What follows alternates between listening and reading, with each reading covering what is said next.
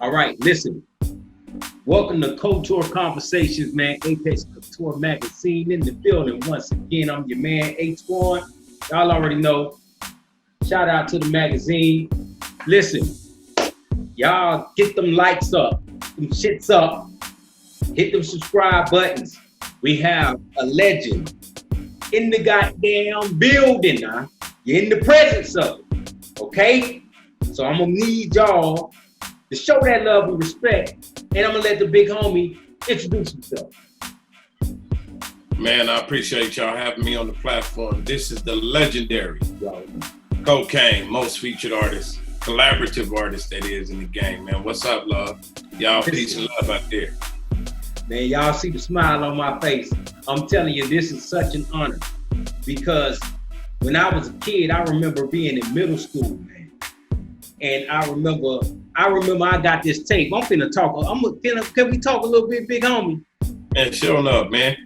Man, I got this tape. I don't know if it was Ruthless Records. Was that Ruthless Records? Yeah, that was Ruthless Records, man. I got this tape, man, and it was this song on there.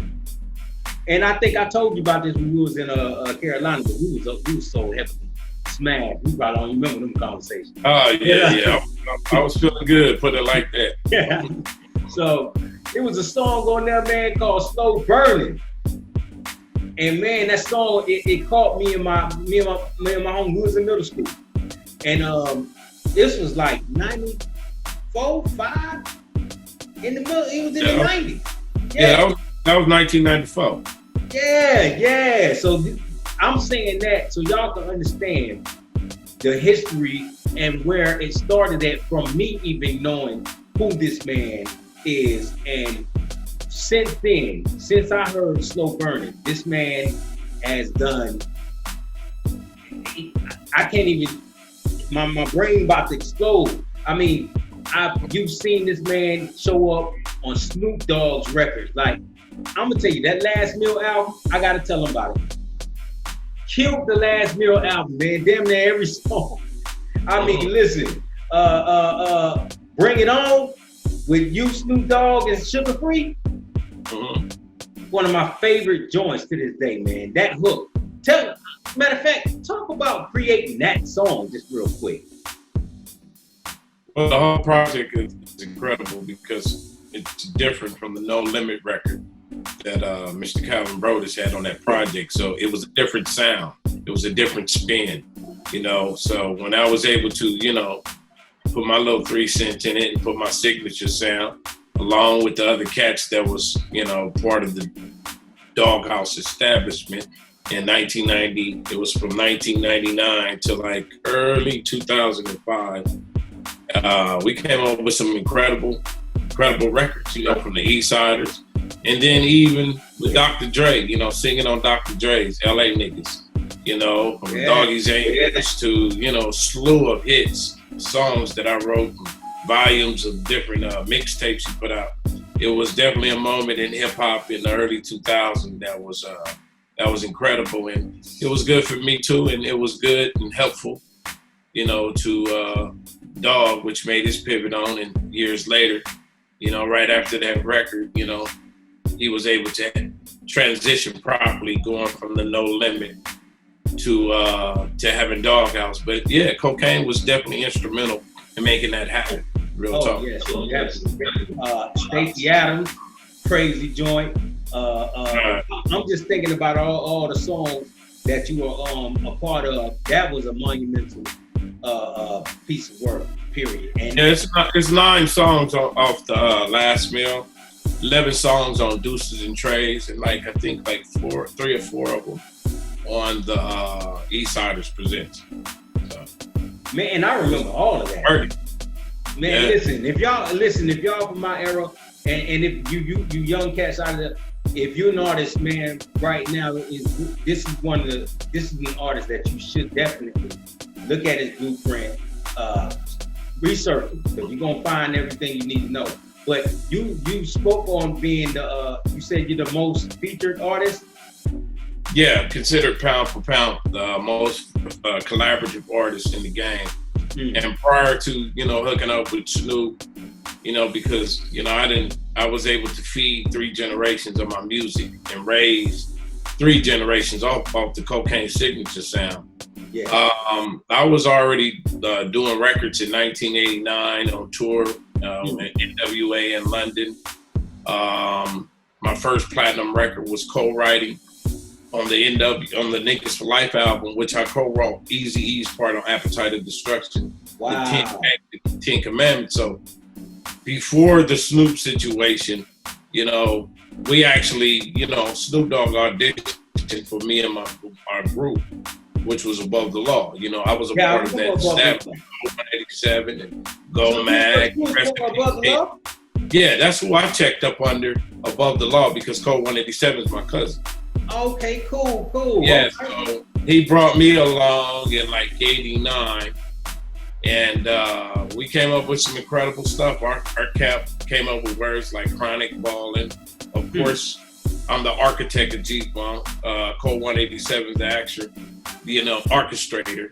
You know, chief and commander is you would speak of the G-Funk, creating that name and everything. But I'm one of the original architects of G-Funk, you know, and you already know what G-Funk did. It influenced so many people.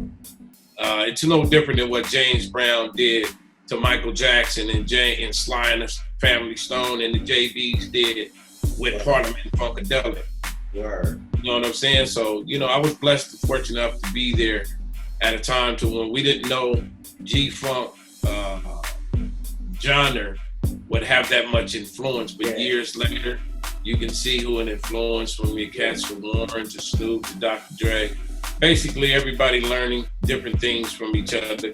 But a lot of people didn't know because certain things was left out. I was left out of documentaries and NWA movies, but you know, it gave me a bunch of room to go ahead and tell my story to fill in the gaps. Yeah. You know what I'm saying? So that's what I'm doing years later. And we finally breaking that mystique. But the most featured artist to ever do it is the legendary Kokane. So from that period of 1990, you know, Eazy would put me on songs. Code 187 would put me on a lot of songs. And once Eazy passed and cats like Tupac passed, everything broke apart from the Ruthless situation, and I would have to go to studios, and you know, 9 times out of 10, well, really 10 times out of 10, I do my little crazy style. Yeah. And it was like, man, I want that. And what it did is created a safe haven for me to do hooks, you know, because that was our lifeline, and all the monies was held up at one point after Eazy passed. But you know, good God Almighty, he gave me a chance to have a lane. And really, I look years later, man, it's a lane of a lifetime to be able to say you're the most collaborative artist to ever do it. You definitely have an original sound that can't be duplicated, man. Like, I found myself trying to, trying to sing, to sing it like that, I would never able to do it, but, it's definitely a sound that, it's your sound. That sound can't be duplicated. This man is a 1 in a million, man. 1 in a million. So talk a little bit about, since you got decades in the game. So how has hip hop progressed to you? What's the difference in recording and the releasing of music, the whole process? What's the difference from then until now? I think, they talk a lot about AIs, and I'm not talking about Iron and Iverson. I'm talking about robots and digital. Those things can never replace anything that's organic. It's just not like now they got synthetic fruit. Synthetic fruit can never replace what's organic because they fill you up, but they have different experiences. The organic gonna keep you living longer, and the synthetic thing only keep you hyped for a little bit. Exactly. So comparing those analogies, brother, it's like night and day. You can't compare that type of sound of analog and substance and 2-inch tape. 2-inch tape. You know what I mean? The digital is more of the AI, artificial and simulation type of vibe. You know what I'm saying? It's like fast food. You know what I mean? But we come from the era where you had to cook your food slow, Playboy, and it digests better. So we take those same elements, and just like wearing Chuck Taylors. Chuck Taylor's been around since the 40s and 30s. Well, some things don't need to be fixed when it ain't broke in the first place. You know what I mean? Right. So I like to pride myself on going back to original analog sound, talking about storytelling, talking about subject matter, and to really initiate that balance, because nowadays music just became a bunch of bullshit, gossip orientated. How did you eat a cockroach? What did you stick up your ass this morning to get on the radio? And as they can see, you know, the virus that's at hand is giving you a life ass whooping on letting you know all that fluff shit and that illusion it's going to dissipate soon. So the real music and the real artists get a chance, you know, in my humble opinion, you know, the authenticity of music is definitely the subject matter. And a lot of people are starting to be cohesive towards the struggle. Brothers are dying, brothers like George Floyd. And I'm glad things are going on. So now it's starting to identify what's going on. And that was the era that we came from. Yeah, we had our gangbangers, we had our pimps, players, hoes, mob dudes, whatever it is, dope running around. But we had one thing that was different. We had a balance. When those people was going through those struggles, they can turn on a Marvin Gaye song and see what's going on. They can turn on the Curtis Mayfield, or even reverting back to the 90s, they can listen to NWA, Fuck the Police, and then Public Enemy talking about fight the power. But guess what's happening? They were talking about shit back then that ain't changed today. Right so now it's time to get back into the authenticity of music, and that's been a blessing for me, because all those records that I was part of, people are starting to dig into crates. You know, the computer now is digging into crates now. And it's just a blessing that things are coming back around, because we need that type of, it's still going on, man. Fuck the police, man. It's a barbaric, systematic, you know what I mean, Roman type of centurion type of thing. And it has to change on the streets. But one thing too, it has to change in the music. Because show me where the music is, I'll show you where the hood is. That's why prior to this thing, and I'm gonna say this, prior to this pandemic happening, it was crazy, because everybody turned up in the strip club, everybody popping pills and acting like drugs is the freshest thing to do. But they sure is getting a moral ass whooping right now, because there's too much going on. And if you don't put a balance in your music, balance in your walk, I don't care if you flip a burger, if you're spiritual, you're gonna get left behind, man, because people need something in their life that's gonna inspire them. Word. Man, the big homie dropping some jewels right there. I definitely agree, because when I started recording young, it was still 2-inch tape. The sound was much bigger. It was the sound today is fly by night, man. It's microwave to me. Everything is so quick, and everything is so oversaturated. Like, it's so much music just coming out, and none of it holds any substance. So it's quantity over quality. And like you saying, it has to come back around, and I see it is. You ain't gonna have no choice but that George Floyd situation, man. Like, if we're at this point, we gotta take it back. We gotta take the music back. And then another thing I want to speak on that Scarface has spoke on probably around 2013. He was speaking on how we give our music away. And me personally, I agree with that, and I speak on that a lot. We give our shit away too much, man. We just open the floodgates to everybody, let everybody come in.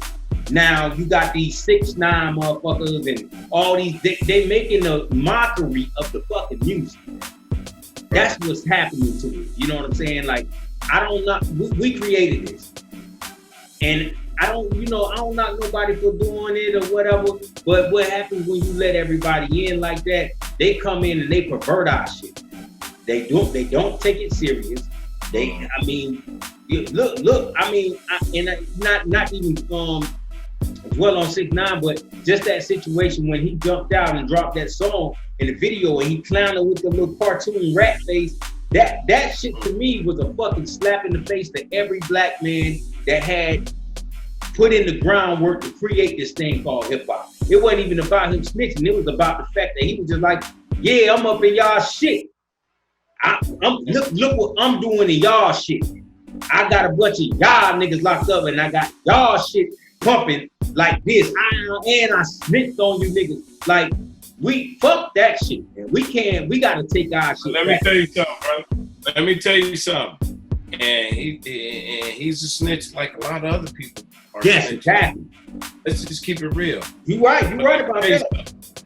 Dear black people, no one has to do anything to us only if you give them the consent to do it. Come on, man. So at the same time, a lot of blame, because I wouldn't fuck with no snitch. I ain't no Judases in my camp.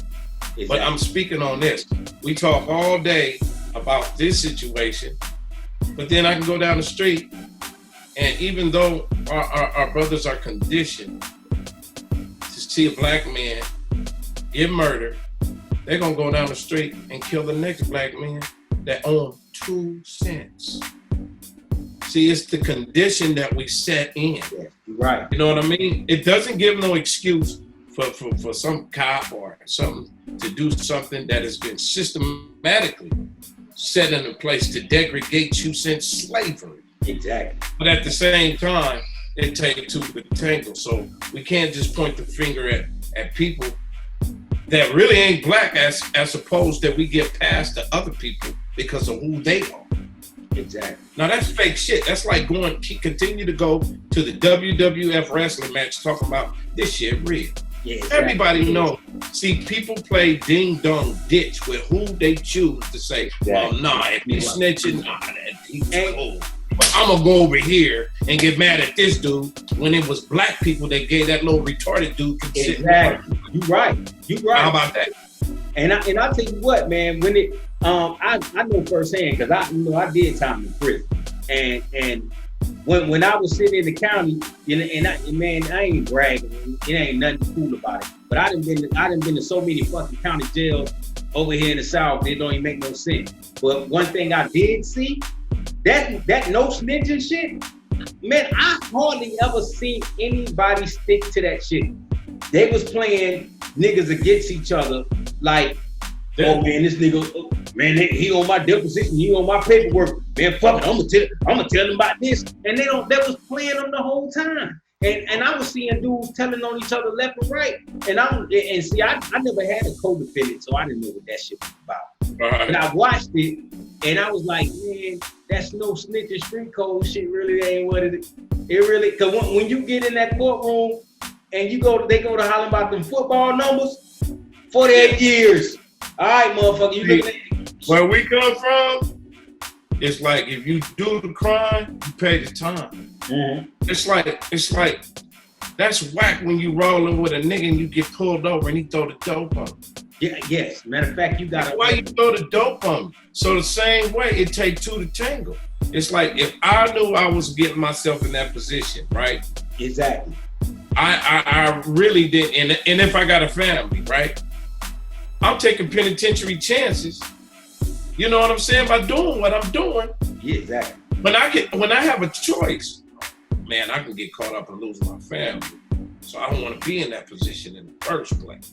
Right. But see, for whatever reason, you know, there's people choices. I don't knock no nigga hustle. I was in and out of prison too, and did a lot of things. But one thing that I learned, with age come wisdom. Yes. So when a lot of people say, you're like, oh, gee, you won't hold on, that's a compliment. Because with age come wisdom. Listen here, little homeboy. Listen here, little brother. I want to tell you. I'm not telling you young niggas how to be, but I'm just telling you to think about it because there's consequences behind your actions. Right. Now, it's just like a sperm cell trying to get to the egg. All of them don't get to the egg. You know what I'm saying? So if one sperm cell is listening to this, then you have a chance. You know what I mean? But you know, we gotta call a spade, a duck, and an eagle, my nigga, and stop playing ding dong ditch, because there's killers out here running around, and there's other rappers out here running around, bona fide motherfucking snitches, and niggas is too. No, that's not cool. Nah, fuck all that, homie. Word. That's not real. I can dig it. And you just recently released a song about that, right? I seen a video where you saying he threw the dope on me or something like that. Oh yeah, that's a preview of my new album called Wake Up to Get Your Cake Up. That ain't dropping till 2021. What? But yeah. I just gave a little. Okay. I got a lot of projects. I got my daughter project coming out. That's Young Colombiana. Shout out to Young Colombia. Shout out to the whole Buddy Boy camp, my queen, all my children. Because I remember I did an interview. I did an interview with y'all that I never got a chance to put out. So speak a little bit about your daughter and what she got doing. Oh yeah, I'm glad we switching energies. You know what I mean? Yeah. But with my daughter, shout out to Anissa C. Long. She's the third generation of musicians, and me and her mother kind of say we've been molding her since she was knee high to the curb, you know what I mean? And now she's 24 years old, a brilliant writer, beautiful, very intelligent, can articulate, you know, her business, and we just proud of her, and basically all of our children.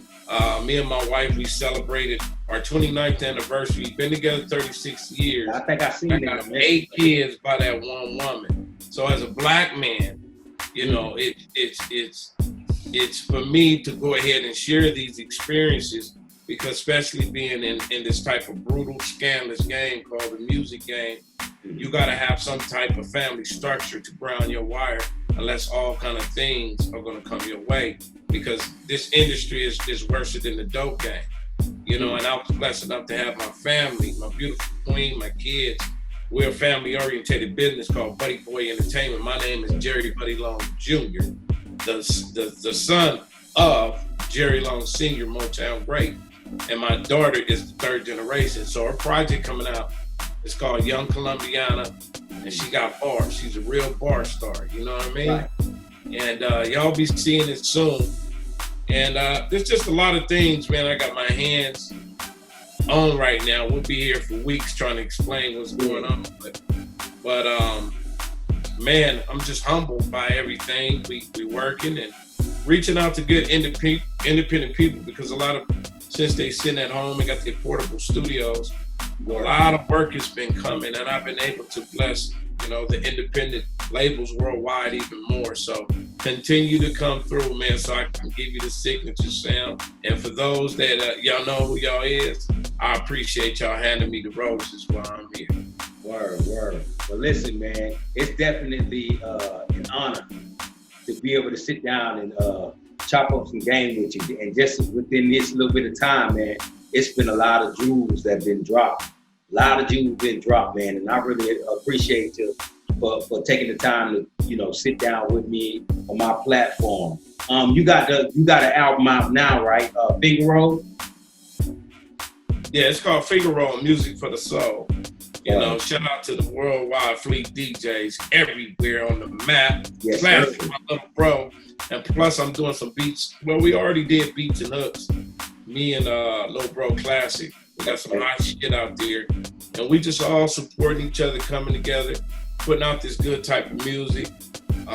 It's different from the trap. It's different from what I do is funk and soul music.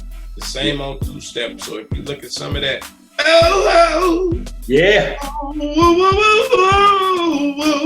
you can holler at the legendary Kokane. Yes, sir. I'm gonna make sure your D's is shiny. You know what I'm saying?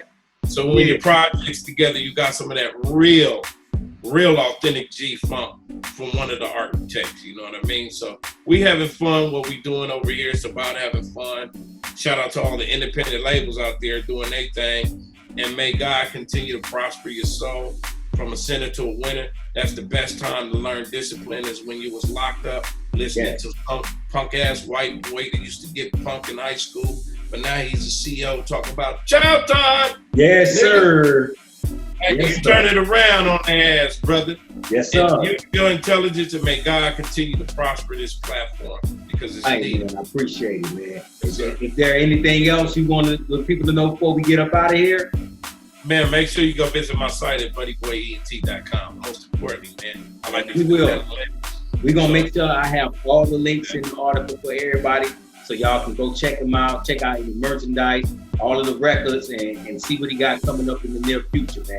I appreciate you, big homie. We got a lot more we're going to be doing together. Big shout out to the Fleet DJs. You know, I'm a part of the Fleet DJs Coalition too.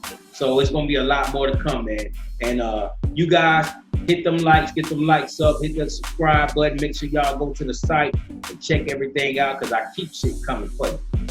And one last thing, man. Shout out to all the penitentiaries out there. You know, Shout out to everybody for that time. that's behind the walls. Word, We ain't word. forgetting about y'all, man. We on the same line, baby. We pushing that line together. So shout out to everybody again behind the walls. That's what's happening. That's what's happening. Yeah.